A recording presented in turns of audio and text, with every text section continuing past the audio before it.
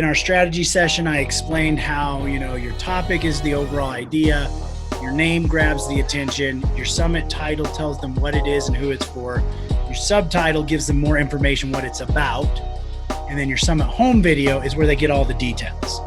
So people are going to see a promotional piece.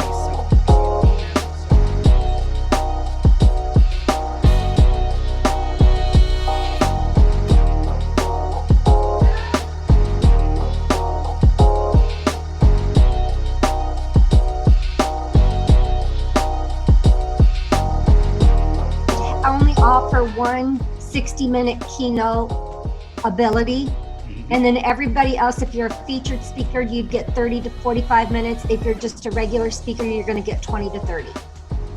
That is a excellent way of lining that out. Yeah, for me, I think that seems so. You guys rock. Woo! Anybody feeling a little fried right now? But hey, you got some stuff down. Like now there's some physical components to this, not even just a summit, but some email campaigns.